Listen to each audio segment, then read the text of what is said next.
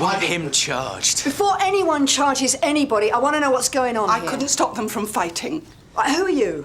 I live here. I'm Julie's fiancé. He is the one trespassing. And you are? Foley Marsh. He came into our house and attacked me. He punched me. I want him charged. Why don't you tell him why I did it then? I told Foley to stay away. But he came round here and got into a fight with my fiancé. Well, over what? He's jealous. Julie finished with him years ago and he still hasn't got over it. I mean, any other person would just get on with their life. But him, oh no. He has to come around here and harass us. I don't believe this. Julie, tell him what's really going on here. Tell him what he does to you. Foley, please, grow up. Julie, don't let him get away with this. All right, just calm down, all right, mate? Why don't you just face it? You're a loser. Oh, yeah? Yeah. And why don't you lose some? Calm down! I'm arresting you for assault. You do not have to say anything, but it may harm your defence if you do not mention when questioned something which you later rely on in court. Anything you do say may be given in evidence. And what about him? Come on, outside. This is ridiculous. Look, Foley's got this phobia about me being in danger from Anton. Well, why would he think that? I don't know. I'm sorry, darling. It's my fault. I should never have let him in. So why did you? Listen, Sergeant. He came in here, I asked him to leave, and he attacked me. He punched me on the nose. Now, Julie saw everything that happened and will confirm all that I've just said. Right, Julie? Can you just warn him? Ask him to stay away. I don't want you to warn him. I want you to charge him.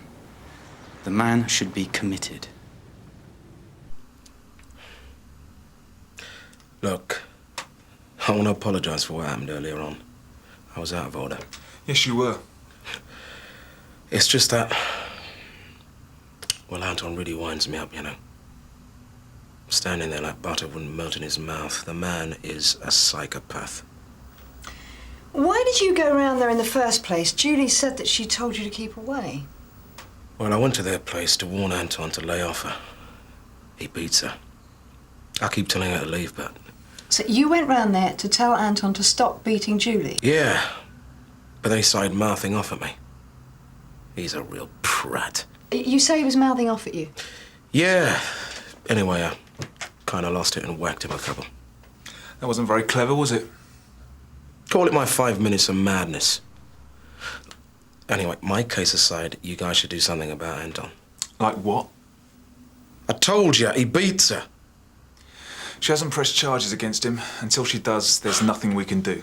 You see, Julie's a lawyer. She knows the procedure. Look, he terrorizes her. Beats her for the most ridiculous things.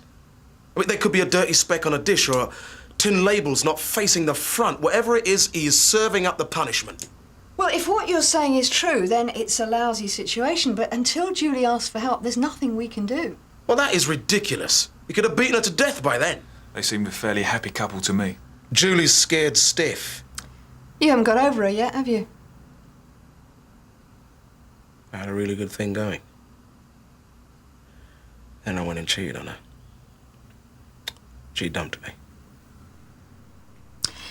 It seems to me that you need to take a step back and start getting on with your life and let Julie get on with hers.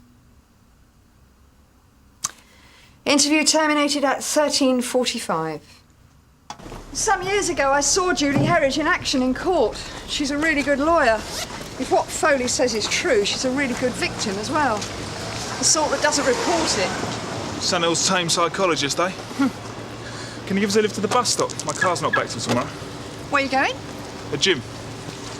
All right, hop in.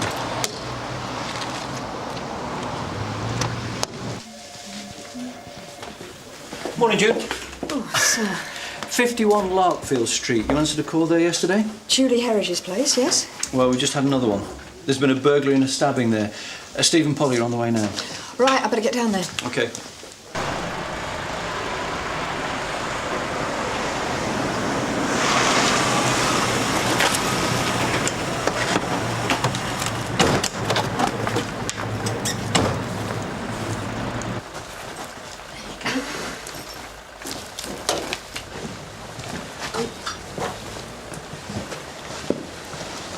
What happened, Polly? I'm not really sure, Sarge. But the lady's still in shock. She hasn't said a word.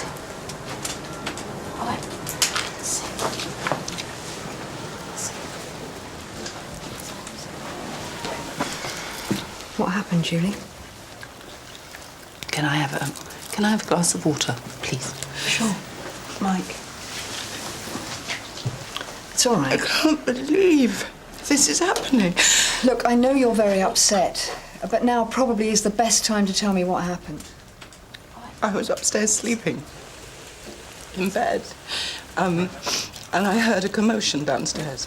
What time is this? About 6. And where was Anton at this time? He's a bond trader, so he normally gets in at 5 a.m. Thanks. Okay, so you heard a commotion. Yes. Anton wasn't in bed with me, so I thought he was downstairs getting himself some breakfast. Then I came down. Oh, he was just lying there bleeding. I tried to revive him, but he just lay there bleeding. Was anybody else down here apart from Anton? No, I couldn't stop him bleeding. Is anything missing? No, but the front door was open. Did you touch anything? No. I called the ambulance right away. Is he going to be all right? I don't want him to die. I've got to go with him. Yes. It's all right. You can go, but I may need to talk to you later, all right? Yes. Polly, can you follow the ambulance to St Hugh's? I'll be along later. All right, Sarge. I'll start on the neighbours. Let me show you something, Sarge. I was looking for a glass in here earlier on. Remember what Foley said about Anton being quite organised? Well, they're a very tiny couple, so? Well, for a very organised couple, don't you think this knife is a bit out of place? It could be the weapon. What, just because it's out of place? Sarge, it is the only thing out of place. Right, if we need to be in touch, we know where you are. Thanks for your help. No problem. It's a pleasure. Bye. Bye. Anything? No, not yet. Spoken to some of the neighbours, but they were all fast asleep and there's no answer from next door. Well, there's somebody there now. I just saw the curtain move. Front door's around the corner. Right, we'll see you in a bit. Maybe there is something in what Foley said yesterday. Yeah, maybe.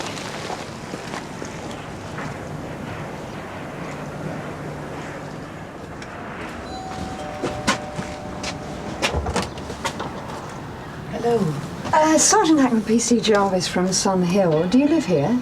Yes. What's your name? Elspeth Merrick. Mrs. Merrick, we need to ask you a few questions about an incident at number 51. Better come in. Thank you.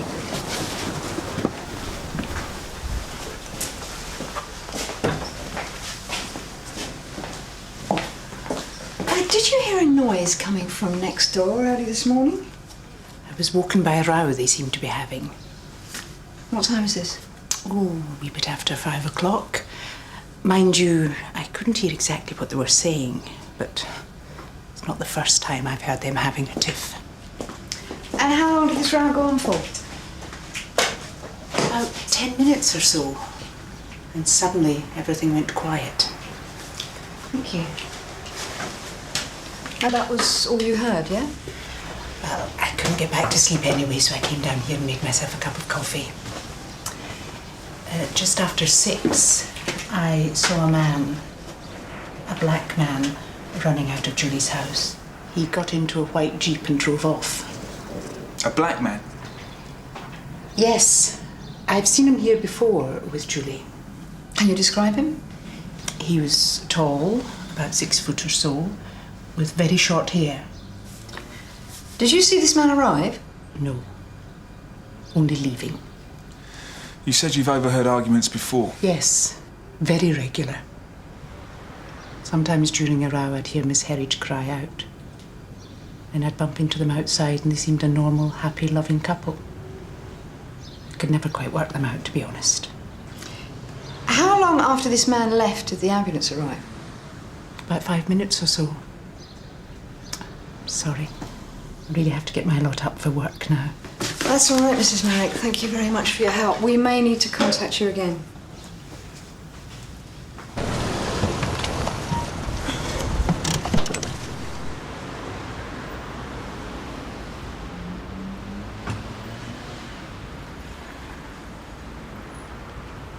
Black man, white cheap. Come on.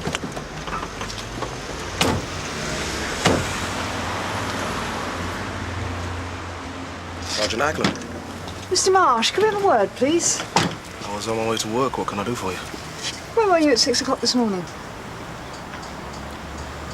Can we do this on a session? I have a slight feeling of déjà vu, yeah? Mr. Marsh, where were you at 6 a.m. this morning? At Julie's place. What were you doing there? I want to have a word with Anton. About what? About Julie. Well, what happened? We got into a fight. I stabbed him. Are you sure you don't want legal representation here, Mr. Marsh? It is advisable. No, I got nothing to hide. I went there about 5 a.m. to tell Anton never to lay a finger on Julie again. At 5 in the morning? I know he comes home from work early. I wanted to catch him. Alone. He let me in. I gave him a warning. But he didn't take me seriously. He started mouthing off again. Yes? He went into the kitchen and came out with a knife, saying that if I didn't get out, he was going to stab me. I laughed at him, telling him to stop being a pillock. But he kept coming at me. We got into a scuffle, and before I knew it, the knife was in him with me holding the handle. It was an accident. But I did it. Well, if it was an accident, why didn't you call the ambulance or the police straight away? He was dead, wasn't he? I panicked. I wasn't thinking straight. What happened to the knife? I'm not sure. I can't remember. It all happened in a flash. So why the sudden confession now? Look, just charge me. Interview terminated at 9:10.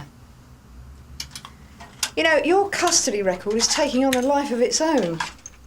Yesterday, actual bodily harm. Today, grievous bodily harm. Grievous bodily harm? I thought Anton was... Dead? No, Mr. Marsh, he isn't. How's he doing? Not so good. He's still on the critical list. Doctor said he lost loads of blood. It's tricky. Has Julie said anything? No, not a word. She's just been sitting there holding his hand. I feel really sorry for him, Sarge. I mean, they were due to get married. They don't deserve this. Right.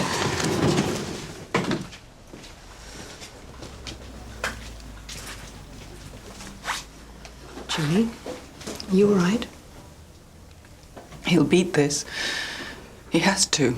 He's got to wake up. Look, why don't you stretch your legs for a bit? There's a coffee machine down the corridor. I want to be here when he wakes up. You will be. Come on, it'll only take a minute. Is that all right, Doctor? I'll let you know if there's any change.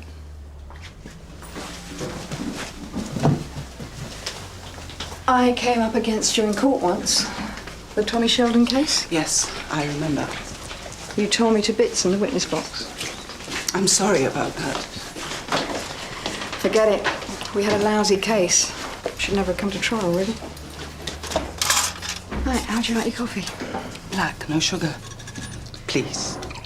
There's something you should know. Foley has confessed to stabbing Anton. Foley? Coffee? Thanks. I wonder if you could just go through again what happened this morning. Like I said, I came downstairs about 6 a.m. and Anton was lying on the floor bleeding. I called an ambulance. The front door was open. We believe that the knife used to stab Anton was from your kitchen. Did you see it or touch it? No. When was the last time you saw Anton before he was attacked? Yesterday evening before he went to work. We have reports of a heated argument taking place in your house at about 5 a.m. I was asleep. I didn't hear anything until I woke up at 6 a.m. this morning. It's very strange. Our informant says there was screaming and shouting. What's Foley's situation? Not good. It's Anton I have to worry about now. June. There's someone waiting for you in the front interview room. Brenda Marsh, Foley's sister. I didn't realise they were related, but you might want to know. She was arrested a couple of years ago for assault on a boyfriend. Oh. Was she convicted? No, the boyfriend dropped the charge. Right, sir. Cheers.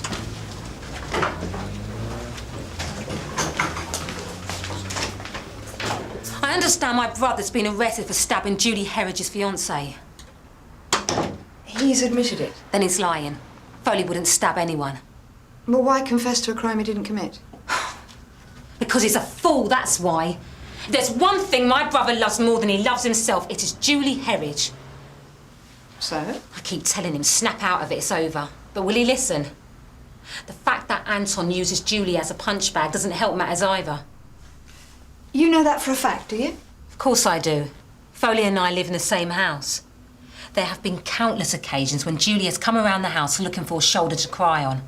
Foley get all fired up about it and go around to Anton's and have words with him. What, just words, or did he get physical? Does it matter? Where were you between 5 and 6 this morning? Hold on a minute. Oh, I get it. Just because in the past I defended myself against some ex-boyfriend who was beating me up, I'm now a suspect. Where were you between 5 and 6 this morning? I was in bed asleep. And where was Foley? He was asleep in his bedroom. Well, if you were asleep in your bedroom, how do you know that? Because this morning at 5:30, the phone rang and woke me up. Foley picked it up. You say that this was at about 5:30? Yes. And what happened then? Next thing, Foley dashes out the house. He doesn't come back until 6:30. I asked him what was going on and he tells me not to worry about it. You see, Foley told us that he was at Julie's house at 5. He didn't leave home until 5:40. Look, I think there's something else you should know. Foley suffers from sickle cell anemia. He's in a lot of pain. I mean, most of his time is spent in and out of hospital. Recently, he just seems to have given up. How do you mean? When you think you haven't got much to live for, you haven't got much to lose. Especially if the person he's taken the blame for is the one person he loves. Did you receive a phone call at home at about 5:30 this morning? I wasn't at home at 5:30 this morning. I was at Julie's place. We believe that you received a phone call from Julie at 5:30 this morning and then you dashed out of the house. Brenda, look, my sister doesn't know anything. She's just trying to protect me. Oh, come on, Foley. It's plainly obvious you didn't stab Anton. You weren't even there when the attack took place, were you? I stabbed him.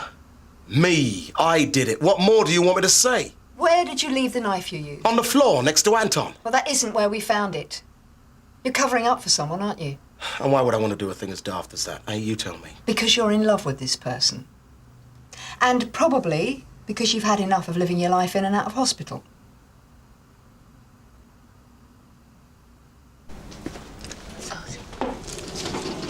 Julie, can I have a word, please?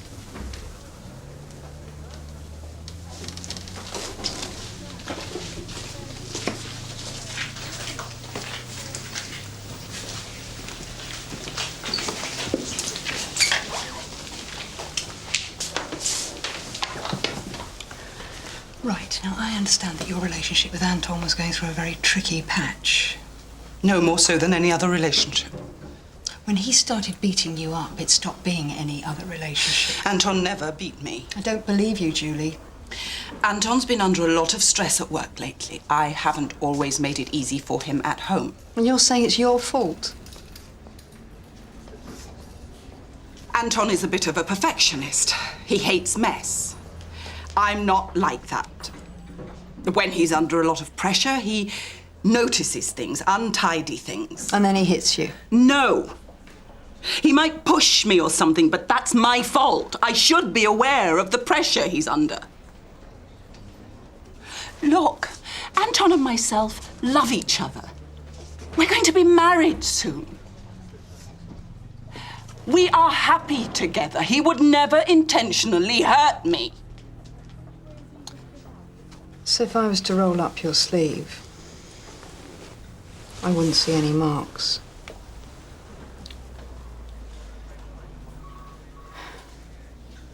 I think you had a row with Anton at 5 o'clock this morning. Now, why don't you tell me what's really going on, Julie?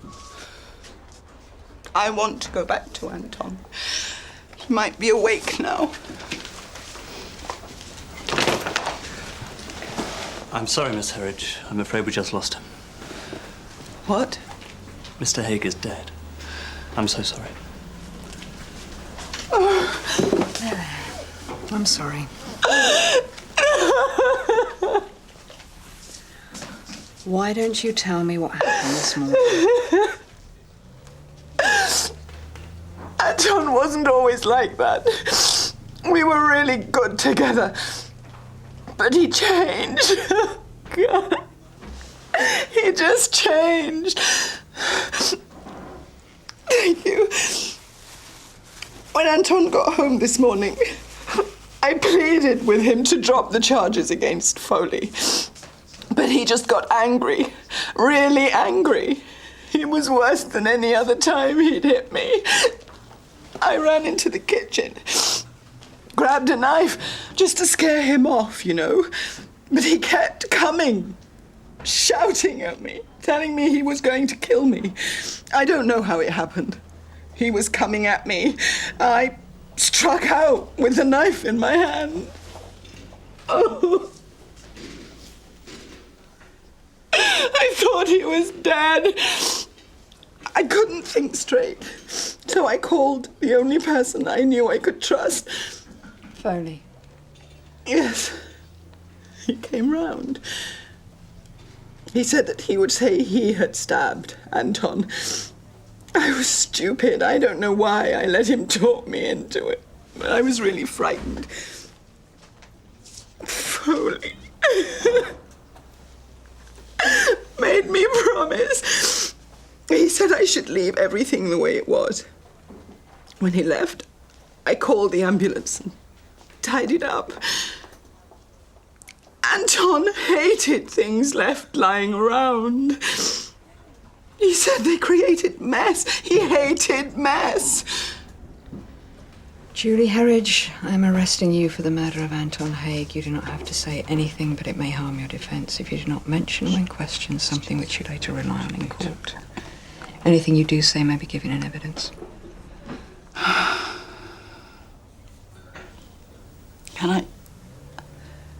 Can I see Anton once more before we go?